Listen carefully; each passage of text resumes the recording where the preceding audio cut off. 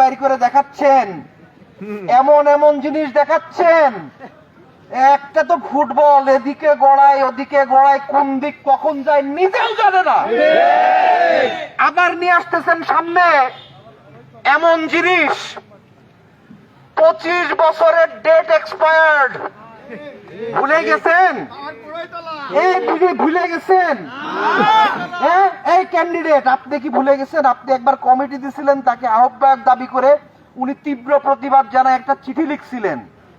হ্যাঁ, আতিকুল্লাহ বিশ্বাস গেদা ওই 25 বছরের ডেট এক্সপায়ার্ড।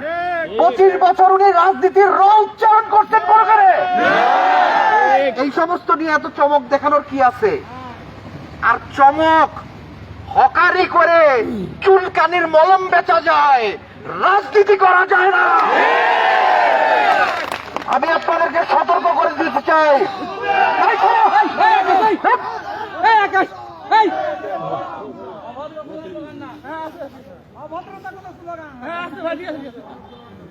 চুলকানির মলম বিক্রি করা যায়, রাজনীতি করা যায় না। আতিকুল্লাহ বিশ্বাস গেদাকে আমি তার নাম উচ্চারণ করতে চাই নাই, কিন্তু যখন বলা হচ্ছে যে আরো চমক দেখানো হচ্ছে, আমি তো ভয়ে আছি আবার কোন ডেট এক্সপায়ার্ড মাল নিয়ে আসে। 25 বছরের ডেট এক্সপায়ার্ড। আরে ভাই, এইসব ওষুধ খাওয়া, এই ডেট এক্সপায়ার্ড জিনিস খাওয়া স্বাস্থ্যের জন্য মারাত্মক ক্ষতিকর, মারাত্মক ক্ষতিকর। উনাকে একবার আহ্বায়ক প্রস্তাব করে কমিটি প্রস্তাব করছিল। উনি তার প্রতিবাদে বলছিলেন, ওই চিঠি আমার কাছে রাখা আছে, এখনো আপনারা চাইলে দেখাবো, ফেসবুকে আপলোড করে দিব। সেখানে আতিকুল্লাহ বিশ্বাস গেদা নিজে বলতেছে, আমি আতিকুল্লাহ বিশ্বাস গেদা এই মর্মে বলতেছি যে বিগত 15-16 বছর ধরে রাজনীতির সাথে, বিএনপির সাথে আমার কোনো ধরনের সম্পর্ক নাই। এটা আমার কথা না, এটা ওনার কথা। সবচাইতে খারাপ লাগছে যে জিনিসটা, সেটা হচ্ছে আজকে গোপালপুরের মাটিতে যে জিনিসটা শুরু হলো,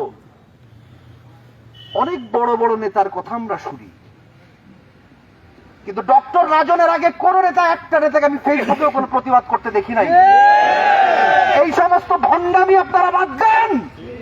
আপনাদের নেত্রীকে নিয়ে একটা বাজে কথা বলে আর আপনারা কিসের নেতা হয়েছেন তার প্রতিবাদ করেন না।